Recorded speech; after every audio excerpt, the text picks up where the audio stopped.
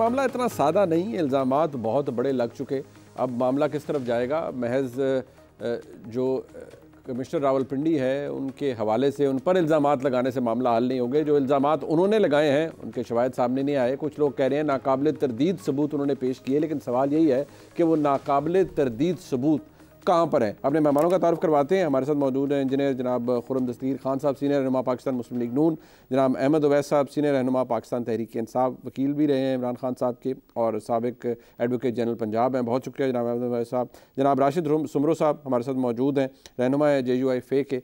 बहुत शुक्रिया सुमरो साहब, आपका भी आपने वक्त दिया। अब अहमद उवैस साहब, सबसे पहले मैं आपसे इसलिए पूछना चाहूँगा, बैसियत एक वकील भी, जो स्टेटमेंट उन्होंने आके दे दी, एक प्रेस कॉन्फ्रेंस कर दी कमिश्नर रावलपिंडी ने और इल्ज़ामात भी जड़ दिए कि ये हुआ है और हमने सब कुछ किया है और मुझे रात को नींद नहीं आती, ये सब कुछ हो गया।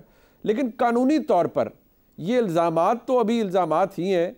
या तो कोई वो एविडेंस पेश करते, वो एविडेंस उन्होंने पेश अभी तक नहीं किया, इल्ज़ामात लगा दिए। और इल्ज़ामात भी उनमें से एक शख्सियत ऐसी है जिस पर इल्ज़ाम लगाया जिनका इंतखाबात से बिलावास्ता या बिलवास्ता तौर पर कोई ताल्लुक नहीं है, वो चीफ जस्टिस साहब की ज़ात है। फिर उन्होंने चीफ इलेक्शन कमिश्नर पर इल्ज़ाम लगा दिया। इन इल्ज़ामात की कानूनी हैसियत क्या है बगैर किसी सबूत के? बिस्मिल्लाहिर्रहमानिर्रहीम, बड़ा अच्छा और बड़ा पर्टिनेंट सवाल है जो आपने किया है, और this is one could expect from A barrister. मैं आपके सामने कहना ये चाहता हूँ कि देखिए, ये उसने इल्ज़ाम लगाए। अब इल्ज़ाम जो है ना, ये तो एक फोरम बनेगा। ये मसला अब चाहिए ये था, बजाय इसके कि चीफ जस्टिस साहब उसके बराबर मुकाबल खड़े होके और इनका जवाब देना शुरू कर दें जैसे उन्होंने आज किया है। ये बड़ी तकलीफ दे सूरत है। मुझे तो बड़ी दुख हुआ ये उनका ये एटीट्यूड देख के चीफ साहब का।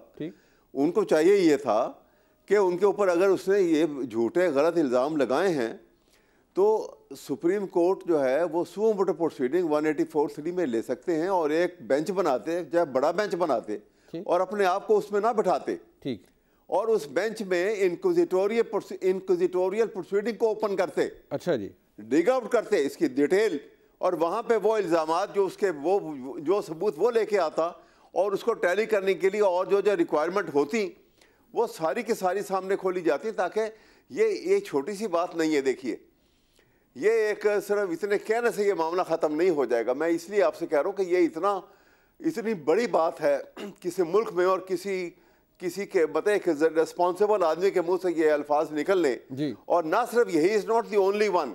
आपने देखा कुछ दिन पहले DC खुशाब ने भी इसी किस्म के इल्ज़ाम लगाए। उसने कहा कि मैं एक सख्त एक अज़ियत के दिनों से वो उसने कहा कि गुजरने का बताया कि ये जो रिगिंग और जो कुछ उसके ऊपर प्रेशराइज किया गया है, और उसके बाद कमिश्नर की ये बात आ गई। नहीं, बट तो जरूरी ये है सुप्रीम कोर्ट तो ये कह रही है ना सर कि 19 फरवरी को ऑलरेडी एक केस लगा हुआ है और उसमें ऑलरेडी इस्तदा ये है कि इंतखाबात को कलअदम करार दिया जाए क्योंकि ये धांधली शुदा है, वहां पर ही इन मामलात को भी देख लिया जाएगा। तो आपके नजदीक सेपरेटली इस मामले को देखना चाहिए था सुप्रीम कोर्ट को?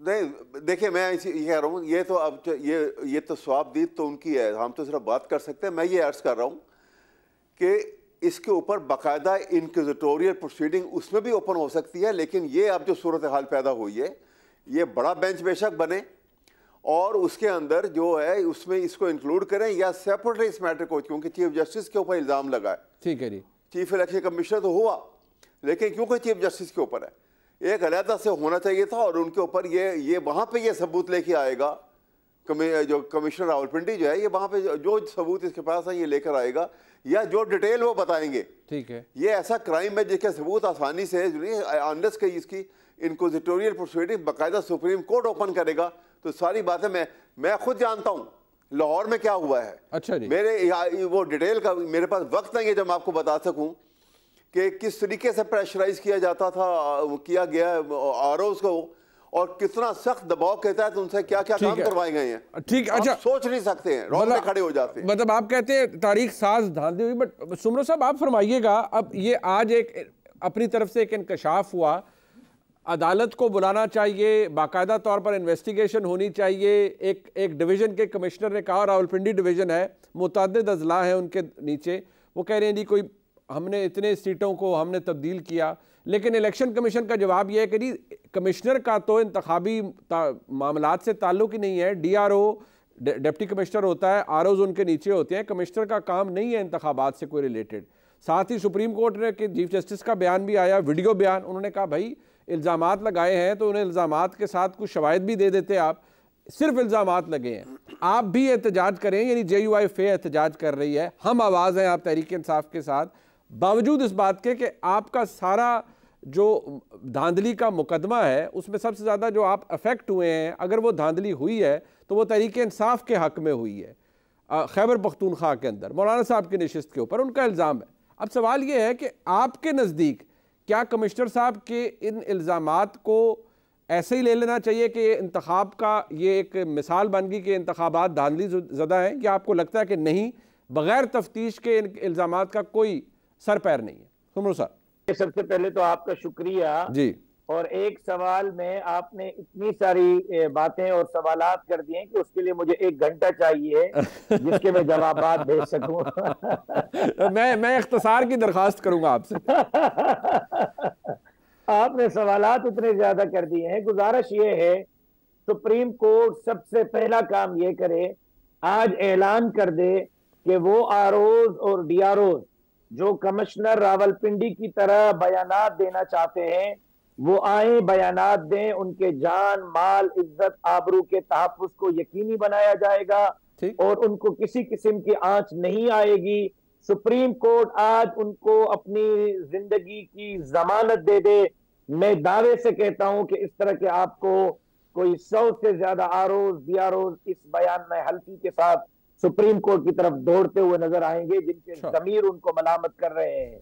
ठीक, जहां तक बात है सबूतों की, हम जो पिछले 1 हफ्ते से एहतजाज कर रहे हैं, हाईवेज बंद हैं, सिंध पंजाब बॉर्डर बंद है, कल लाखों का इज्तिमा हैदराबाद में था। क्या चीफ इलेक्शन कमिश्नर साहब इतनी हिम्मत फरमाएंगे कि मुझे बुला लें?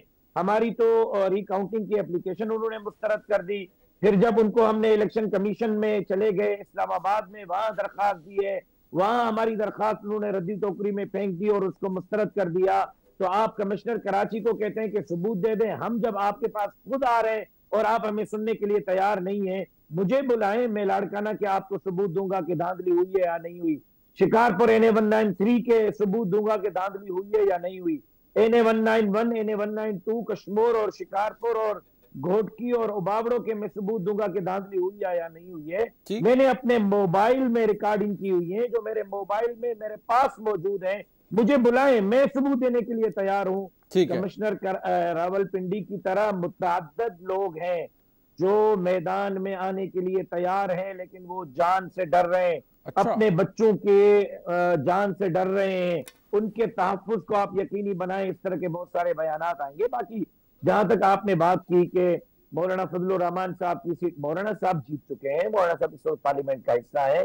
बात मौलाना फजलुर रहमान साहब की नहीं, पूरे मुल्क की है। मौलाना साहब ने एक प्रेस कॉन्फ्रेंस की, उस प्रेस कॉन्फ्रेंस के बाद मौलाना साहब तो आराम से घर में बैठे हुए हैं। 2 दिन से मीडिया पे बहस यही है, हालांकि वजीर आजम बन रहे हैं, वज़ीर आला बन रहे हैं, कहीं आपको ये खबर नजर नहीं आ रही होगी। 2 दिन से मौलाना साहब मेरा इस्तदलाल सिर्फ इस हद तक था कि जो सीट खैबर पख्तूनख्वा की है DI खान की, मैं उसके हवाले से कहा था, पशीन से तो यकीनी तौर पर जीत गए।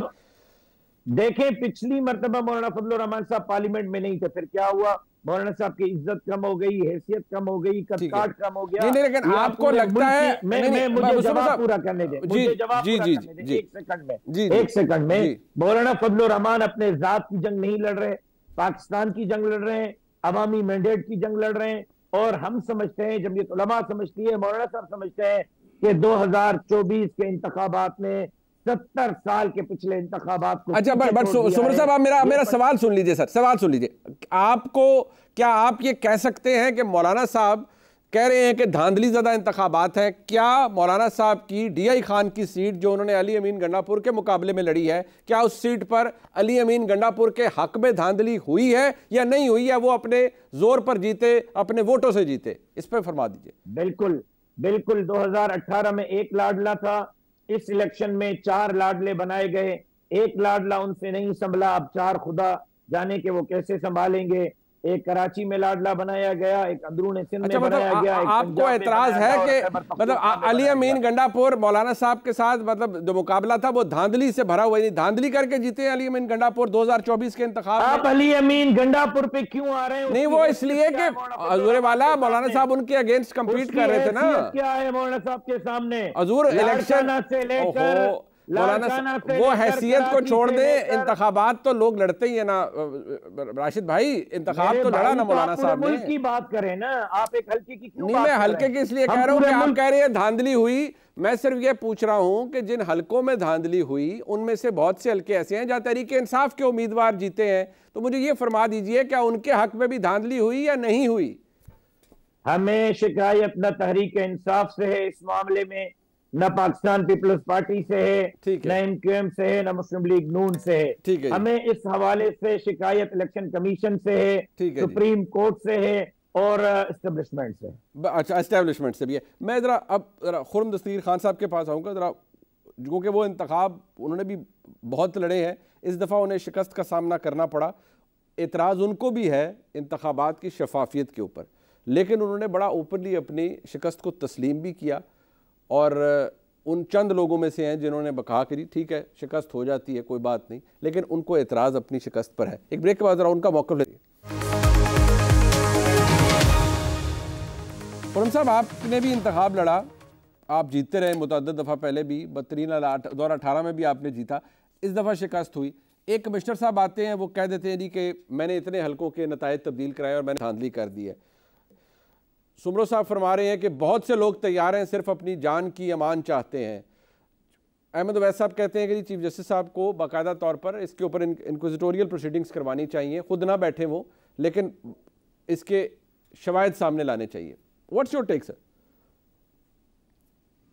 मुनीफ साहब, मेरी तो सबसे दरख्वास्त है कि ये अब पिछले कोई 10 साल से जो मेला इल्ज़ामा पाकिस्तान में शुरू हो गया है, एक दुश्मनाम का मेला है, वो बंद होना चाहिए। हम शुरू हुए हैं, आपको याद होगा 35 पंक्चर से, फिर उर्दू बाजार के बैलेट पेपर से, फिर इस दफ़ा हमने जो हैं वो नकली और जाली फॉर्म 45 भी देखे हैं, उससे पहले हमने साइफर भी देखा है, अभी यूरोपियन यूनियन का लेटर जो है वो फेक निकला है, और ये सारी चीज़ें एक ही जगह से आ रही हैं। तो आज की भी जो इल्ज़ामात हैं, जो उन साहब ने अपनी रिटायरमेंट से ठीक 18 दिन पहले जो हैं वो लगा दिए हैं, और ये बात तो कानूनी तौर पर दुरुस्त है कि एक ऐसा शख्स जिसका जो चेन ऑफ कमांड है इंतखाबात करवाने में, उसका कोई रोल नहीं था उसके अंदर, तो लिहाजा उन्होंने एक बात की है।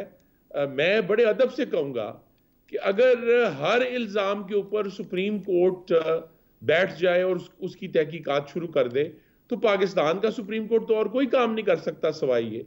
तो लिहाजा इन साहब के ऊपर जब तक ये आज खुद आकर अदालत में सबूत जमा ना करवाएं, चाहे किसी भी सूरत में हो, तब तक इन्वेस्टिगेशन नहीं होनी चाहिए। ये क्या तरीका है कि हम जो है वो फिशिंग शुरू कर देते हैं, यानी मछली दरिया में डालते हैं जाल के, शायद कोई मछली फंस जाए सबूत की। भाई, जिसने इल्जाम लगाया है, इतना संजीदा इल्जाम लगाया है, उनको चाहिए कि वो इसके सबूत लेकर अदालत में खुद आए, बजाय ये कि अदालत उन्हें बुलाए।